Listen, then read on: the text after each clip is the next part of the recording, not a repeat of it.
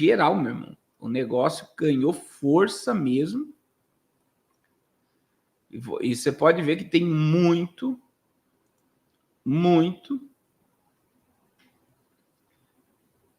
vídeo sobre isso, muita mensagem preditiva. E diante da exposição de adolescentes e crianças à tela, está levando uma mudança comportamental. Deus abençoe, irmão Pedrinho de Cariacica. Irmãos, semana do BRICS e a ordem mundial, né, está sendo quebrada pelo BRICS. A ordem mundial está sendo quebrada pelo BRICS. Então, a matéria diz, né? BRICS desafia a ordem internacional estabelecida pelo G7. G7 são as 7 nações mais ricas do mundo. Embora o presidente Nine tenha dito que o BRICS não representa uma ameaça ao G7, o bloco agora, com 9 integrantes, desafia a ordem internacional estabelecida pelo grupo formado pelas economias mais industrializadas do mundo, ao buscar um sistema mais equitativo e representativo. O BRICS se reúne nesta terça-feira, hoje, né, em Kazan, na Rússia, para sua 16ª cúpula, e é esperado que o bloco siga em estratégia de multilateralismo durante o encontro que será realizado até quinta-feira. O presidente Nine não irá participar por ter sofrido uma queda no sábado, em um banheiro do Palácio Alvorada. Ele machucou a parte de trás da cabeça, por orientação médica não viajou. Mauro Vieira representa ele. Enquanto o G7 representa as potências consolidadas e remanescentes da Segunda Guerra Mundial e do bloco vitorioso ao fim da Guerra Fria, o BRICS representa os novos polos de poder, ou seja, o conjunto de países que ascenderam no sistema internacional, afirmou Ronaldo Carmora, em entrevista ao Poder 360. Segundo o professor de geopolítica, a ascensão econômica e o aumento da influência do BRICS reflete a mudança no equilíbrio de poder econômico global. O G7 tem perdido parte da sua posição dominante. Isso é muito claro se você olhar a curva de participação dos países do G7 e do BRICS no PIB mundial. Você vê que uma curva é declinante e outra é ascendente, avaliou o professor. Maior parcela do PIB global. Dados do Fundo Monetário Internacional e do Banco Mundial mostram que o grupo de países emergentes teve uma participação do PIB mundial de 34,9% em 2023. À época, o BRICS ainda em formação, era formado somente por Brasil, Rússia, Índia, China e África do Sul. Agora, com mais 4 integrantes, Irã, Emirados Árabes Unidos, Etiópia e Egito, que ingressam no grupo em janeiro, ingressaram, né? A estimativa é que o percentual suba para 35,4% do PIB mundial. Já o G7 teve uma participação no PIB mundial de 30,1%. E no ano passado, a projeção para esse ano é que o índice deve cair mais 0,5 ponto para 29,6. O que significa, irmão? Que o produto interno bruto, né? A riqueza do BRICS é muito maior, é 6 pontos esse ano na frente das 7 nações mais poderosas do mundo. Só que daí, irmãos, tem outro problema, que os países estão abandonando o dólar. Eu tenho alertado isso há muito tempo, né? Só que as pessoas não querem acreditar. E olha o que está acontecendo. Olha o que está acontecendo, irmãos. O BRICS, originalmente formado por Brasil, Rússia, Índia e África do Sul, está atraindo o interesse de 34 países. O bloco do BRICS pode crescer com 34 países interessados em ingressar. Entenda o impacto dessa possível expansão para a economia global. Enquanto os líderes dos países membros do BRICS se preparam para a cúpula, uma questão vem ganhando destaque: a crescente lista de países interessados em ingressar nesse bloco econômico. O evento promete ser um marco importante com a possível entrada de novos países no bloco.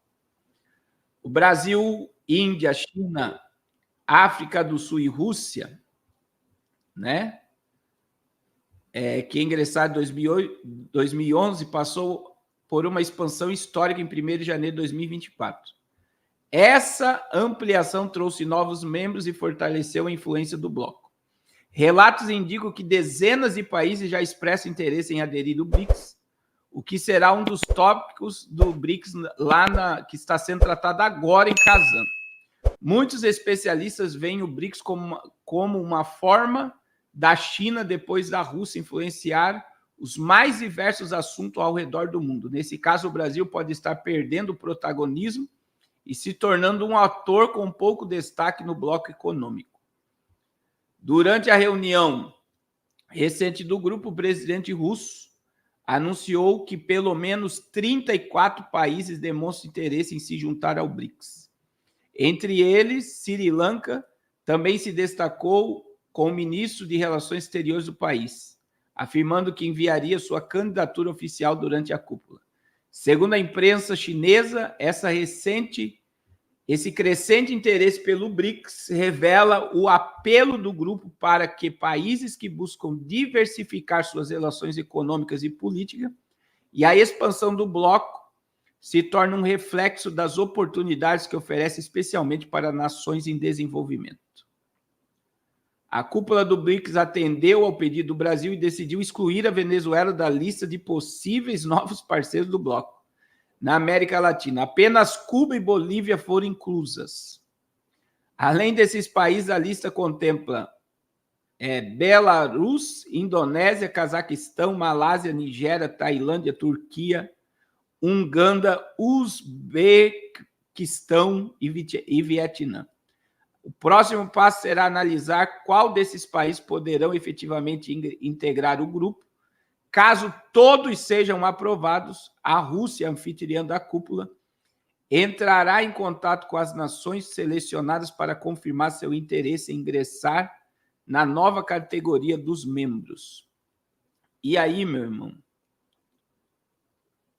se isso acontecer, de acordo com a China Central, o BRICS expandindo agora crescente, representa 35,6% do PIB mundial, ultrapassando o G7, em termos de paridade do poder de compra.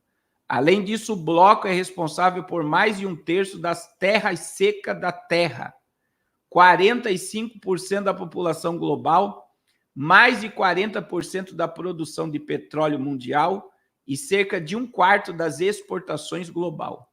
O impacto econômico do BRICS é inegável.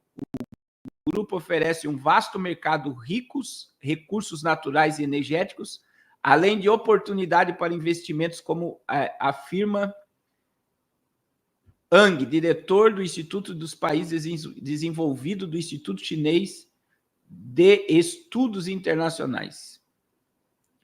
E aí, meu irmão, o Sul Global, né, que é o que mais o Nine fala, o crescente interesse no BRICS entre os países do Sul Global, como América Latina, Ásia, pode refletir o desejo dessas nações de conquistar maior autonomia e influência nos assuntos internacionais.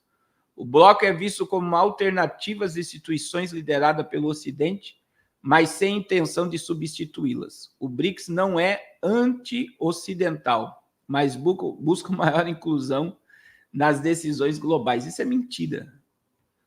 A ideia do BRICS é destruir o Ocidente. E aí, eu digo para vocês, né, que a mudança geopolítica ela já ocorreu, ela não vai acontecer. Por quê? Se o BRICS tem 40% da influência global, 44% da população global, 35% do PIB mundial que está acima do G7, que é as 7 nações mais poderosas do mundo, o BRICS já ultrapassou o Ocidente. E se essas 34 nações que estão interessadas em entrar forem aprovadas, Vocês têm noção da quebra que isso vai gerar no mundo, irmãos? Alguém consegue me dizer aqui o nível de impacto que isso vai gerar, a mudança comportamental, a mudança econômica, a mudança política, o totalitarismo?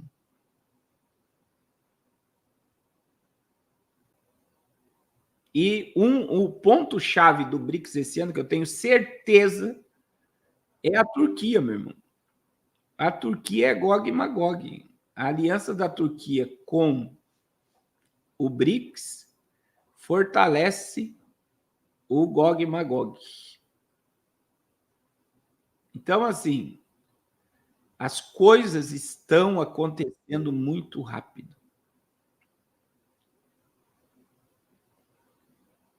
Está muito rápido, irmãos. É isso que vai acontecer. Irmão Antônio Azevedo. Irmão, o dólar vai despencar. A dívida americana é a maior da história, 35 trilhões de dólares. Se esses 34 países saírem do petrodólar,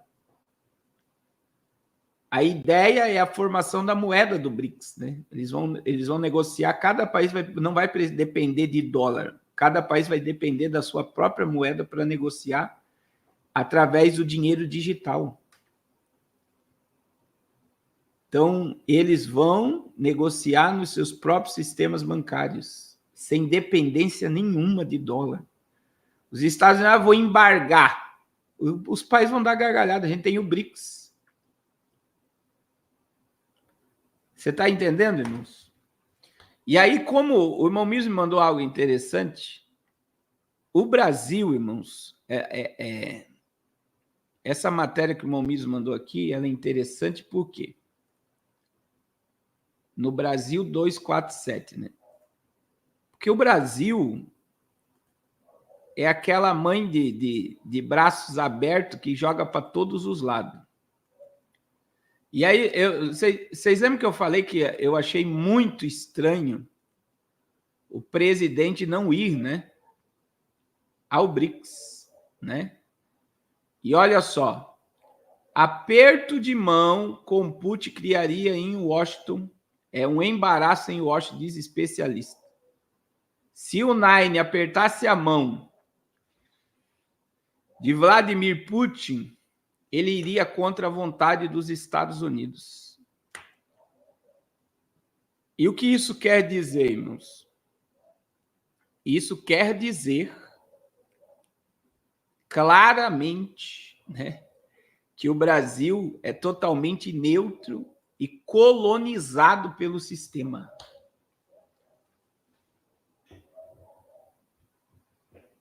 Vocês estão entendendo?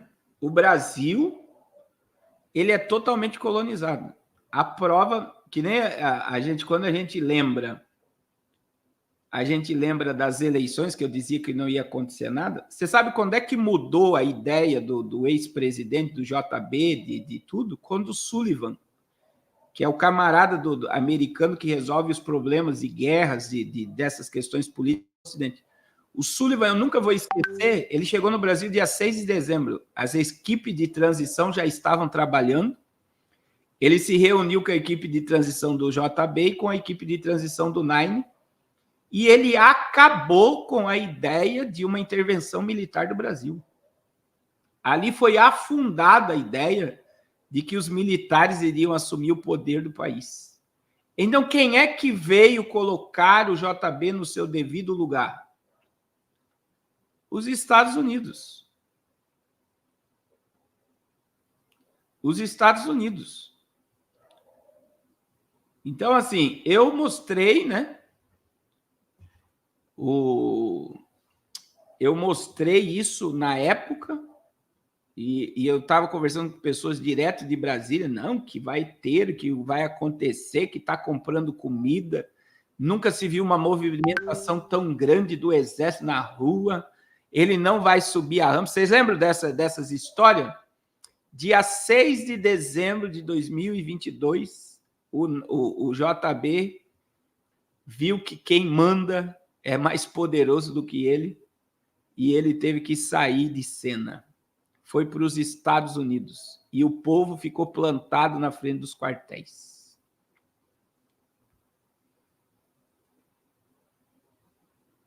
Então, assim, perdi um monte de seguidor na época.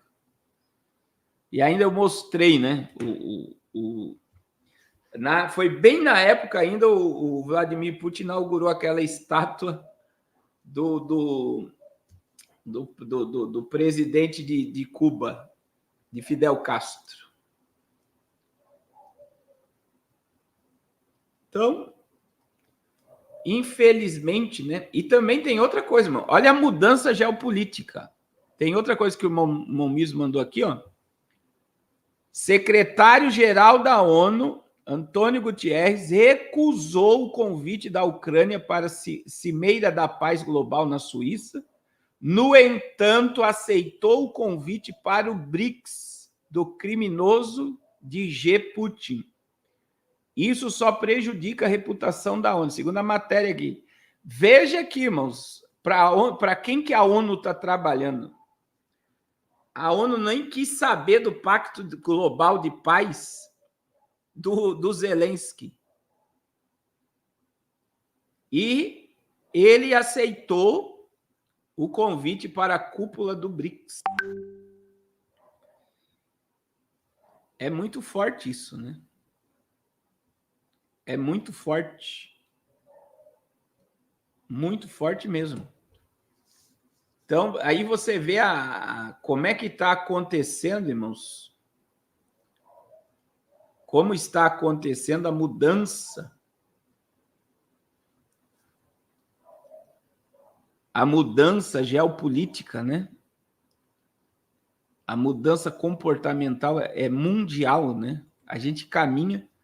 E eu sempre bato nessa tecla. Você quer saber o futuro do mundo? Olhe para a China. As nações ligadas ao BRICS, elas vão ser, e as que não são também vão ter que ter um modelo econômico chinês, que é o controle do governo sobre a população. As pessoas, elas estão totalmente programadas a se submeter a isso. E vocês verão com os olhos de vocês ano que vem,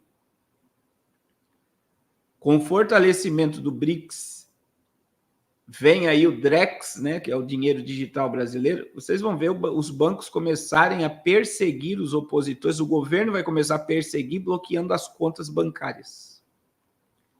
Eu vi um grupo de pessoas que investem em criptomoeda num podcast falando: o Drex vai dar poder ao governo de bloquear seus opositores. Então imagine, algum influencer, um deputado, um empresário vai lá e fala mal do governo. O governo vai e bloqueia o dinheiro da pessoa no banco. Você só vê isso, meu irmão, em Apocalipse 13.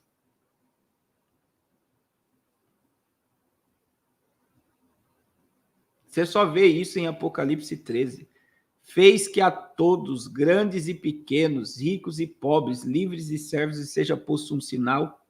E o sinal tem uma ligação a um controle para que ninguém possa comprar e vender. Se o Drex pode bloquear até o teu raio de compra, né, o local que você compra, eles vão poder bloquear dinheiro daqueles que eles acham que não devem mais ter dinheiro. E isso já acontece na China. Então é um controle absurdo da população. E, infelizmente, os políticos estão ligados. Toda a política. Irmão, quando você estuda sobre a Agenda 2030, que está ligada a toda essa questão, quando você estuda sobre a Agenda 2030, por exemplo, no Brasil, todas as prefeituras, são mais de 5 mil prefeituras no Brasil que trabalham aliado à Agenda 2030. O Senado Federal trabalha pela Agenda 2030. A Câmara de Deputados trabalha pela Agenda 2030. A Suprema Corte tem lá, está na página da Suprema Corte, o que vai trabalhar a justiça para a Agenda 2030. E a Agenda 2030 é a agenda da redução populacional, é a agenda do totalitarismo, é a agenda das Smart Cities, as cidades de 15 minutos, né? É a agenda da prisão Eles vão gerar prisões cômodas para as pessoas. São campos de concentração que vão isolar as pessoas e terem fluxo. Então, assim, tudo está acontecendo numa velocidade tão absurda, né? A gente já está... Irmãos, a ascensão do BRICS, a curva, né? Como o economista falou, imagine que a curva do BRICS está subindo e a do Ocidente, que estava aqui em cima, está caindo. Então, o BRICS vai passar e a China se torna aí, com a Rússia, os protagonistas da nova ordem mundial, que é o asfalto do governo do iníquo.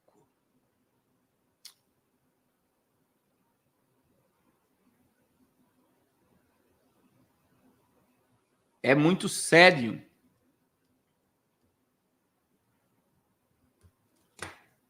Muito sério. É isso mesmo, Alex. Nós somos, né, a geração do florescer da figueira. Eu digo, o que nós estamos vendo não deveria nos assustar.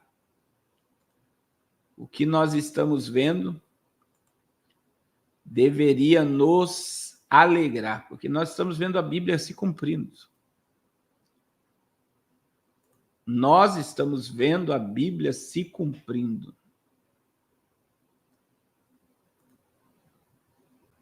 Está diante dos nossos olhos o cumprimento profético. Nós somos a geração. Nós somos a geração volta de Jesus e, infelizmente, né, nós somos a geração da ira de Deus. O que isso quer dizer? Nós somos a geração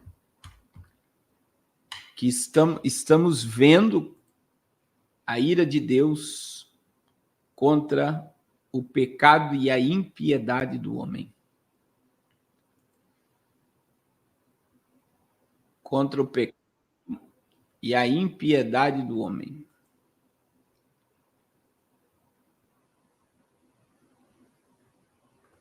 Glória a Jesus.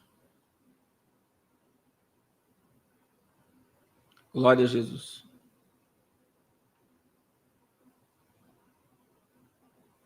Glória a Jesus. Glória a Jesus. Irmãos, Israel, né, matou mais um. Na realidade, vocês percebem que Israel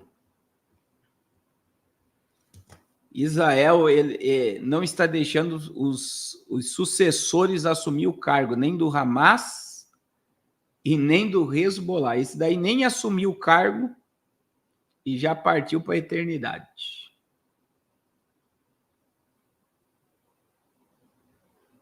Olha que coisa. Ele nem assumiu o cargo.